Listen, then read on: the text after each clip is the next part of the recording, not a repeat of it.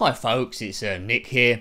I hope you are well. I've got a few things I want to discuss this time round, a bit of a mixture, so thank you for dropping by. Now, one thing I've been to cover for a little while, now these vlogs where you actually see me presenting to you rather than a voice over the games, I tend to do because it's good to see who's running the channel and so forth, have a bit of a connection. But every now and again on these, now bear in mind it is amateur, it's not a professional TV station.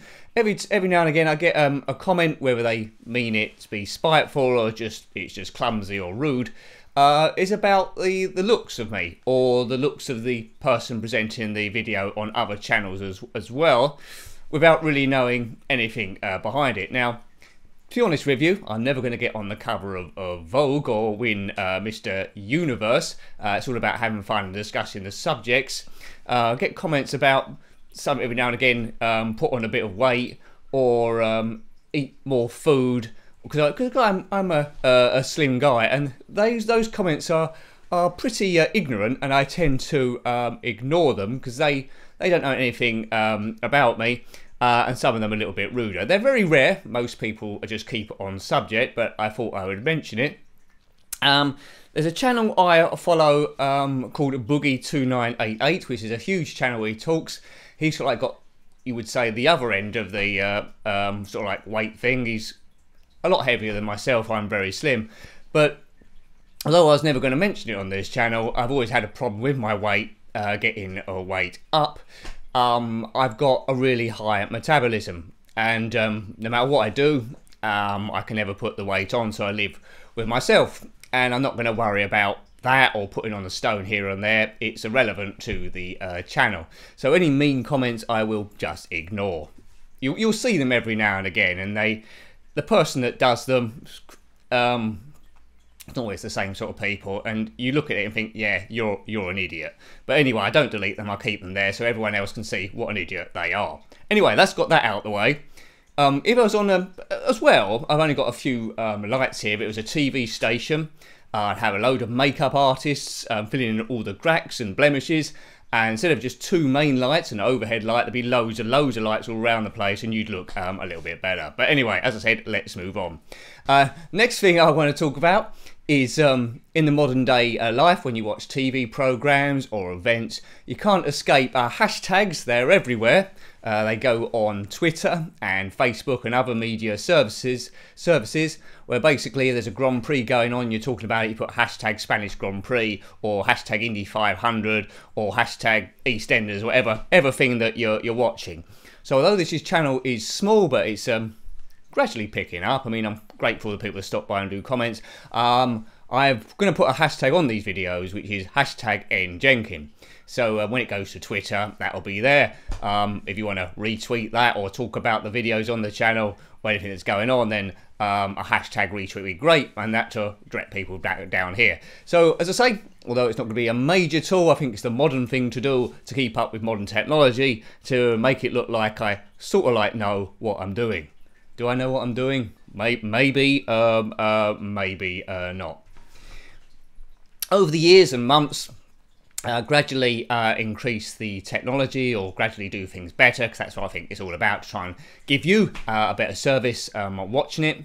About a month or so ago, we monetized the channel, so you see adverts there now to get a bit back and try and increase it in search.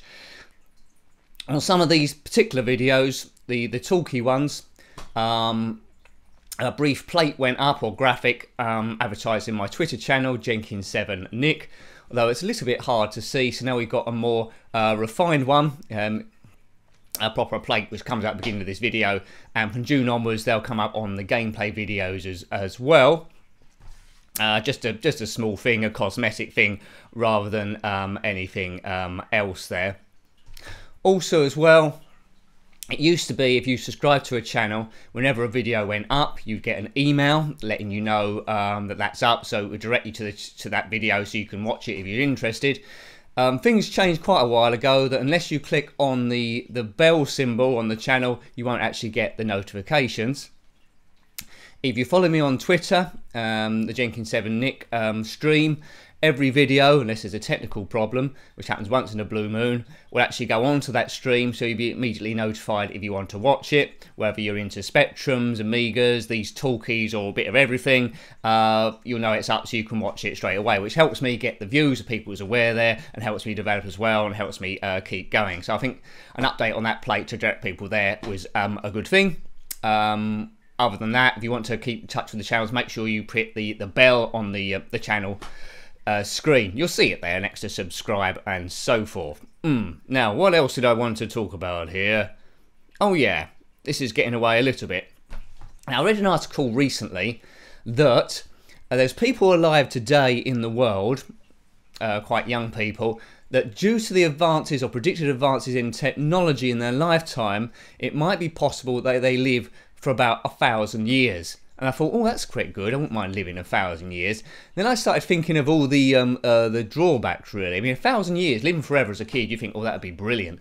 Then I was thinking, how much money do you have to make to support yourself to live 1,000 years? I mean, the pension companies aren't going to let you work 65 years, retire, then pay you a pension for 940 years, are they? So they're probably going to change things. It probably mean that you'd have to work about 950 years. I don't know about you, but in my current job, which I'm always looking at ways to try and quit, in my current job, I don't want to work there 950 years or 40 years or whatever. That's just taking it to extreme measures. It's only good if you're actually rich. Now, also as well, people living up to 1,000. Imagine if you was born and people are already 800. Those people will have all the money, wouldn't they? How do you do an economy where someone's been saving up 700 years and you're just starting on the property ladder? A house might end up costing £10 million, which would be loose change to these people that are 1,000, wouldn't it? I mean, I'm in my 40s, so say for example, I won't live to 100, but say for example I live to 100, suddenly if I live to 1,000, then basically my life is 10 times longer. So say I'm like early 40s, really, in that span I'm only 4. So I'm doing quite well for a 4-year-old. You see what I mean? Is it a good thing living that long? Only if you got the money. Then what would you do? What would you do? Would you get bored? Would you work somewhere for 50 years and change somewhere else? Yeah, I mean, it's sort of an idea in principle, but actually work in the long term, unless we got space travel then as well, and go to all different planets and stuff, and then you probably won't want to live much longer, so you can visit all the planets. But based on Earth, you're going to get bored really, really quickly. Yeah, good or bad. Let me know what you think about that one. Also as well, now Facebook, I read somewhere else, Facebook is one of the main causes of depression. Why would that be? You can connect to all your friends, you can keep in touch, you go out more, well, you might not go out more. The reason why Facebook is named as one of the main causes of depression, if you're on it a lot and you're looking down the main stream, so everyone you follow in your friends, all their posts, you basically get a highlights reel of their lives, and it'll be like exaggerated in certain places. This is great, but you won't get any, normally you won't get any of the guff. So the people that suffer from the depression are comparing their normal lives with the highlights of other people's lives and trying to catch up and getting more and more depressed. I always treat Facebook as a bit of a joke, really. If you want to follow me on there, I don't mind. There's no personal information stored on it because I don't like the way Facebook now own your information. So every every Facebook status I do on there is generally rubbish and the stupidness I thought at the time. I mean, I used to think that Twitter was a way to communicate with the world, and Facebook was a way to communicate with close friends, like an address book. And now as time's gone on and I've fallen out a bit with Facebook, I just use both the same. So yeah, I've got no personal information on that at all, and I just blah. And more and more of my friends on there are not people that I know in real life, or how I used to be. It's people I've got in contact through Retrogaming, different channels, and so forth.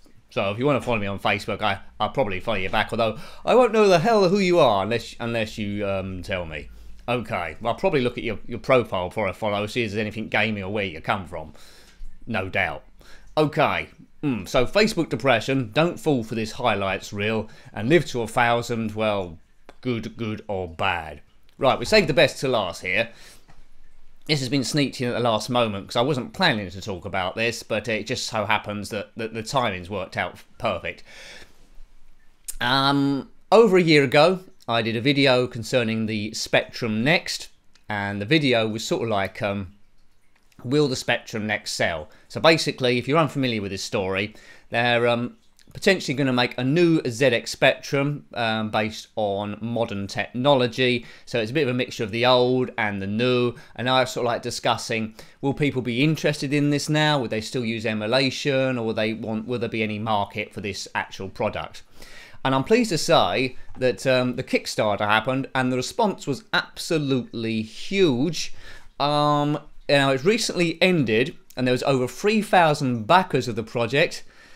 Fortunately for me, I couldn't afford to back it because I'm on a very tight budget, but I wish I could have done. And when it closed, get this, they had £723,000, I think, pledged in total. So, in answer to that question, will the Spectrum Next sell? The answer is yes. People really wanted this machine. There's Facebook groups and the Retro Asylum's site, they've got forums regarding just the Spectrum Next as well, and they're buzzing like nobody's business, and there's really a lot of excitement for this machine. Everyone that's backed is going to get one, so I'm hoping, now this isn't guaranteed, I'm hoping that after this, because it's been so successful, it might reach some proper production, so maybe I can get hold of one, but I'm not sure. So it might be a few years down the line that emulation will have to go, because the enthusiasm is so good for this machine that people are going to start coding already. So there's going to be a whole new genre of ZX Spectrum games come out for the Next, and no doubt revamps of old games. There's already one that's going to be provided with the Spectrum Next for those that backed. Nodes of Yes Odds is getting a remake, which is an absolutely classic game, and I'm sure quite a lot of other ones will follow. So you can get hold of a Spectrum Next, and I'm a bit jealous of you at the moment. People who's pledged won't be able to get one for a while, but they've got more than enough money now to get the production run. When this first started happening, because I also did a little while ago a similar video before the Next about the ZX Spectrum Vega, which seemed quite a promising project on paper. It was a handheld Spectrum, but it seems that was a whole big con, and there was no real sense. I know that to actually make the thing in the first place, and lots of fake information got sent out there. Now it's in the courts and things are petered out, so I don't know where that money went. Spectrum Next isn't like that at all. More money pledged, more respectable people behind the project, more open, where the Spectrum Vega Plus was extremely closed and a lack of information. Spectrum Next is the complete reverse. So that's something to look forward to there.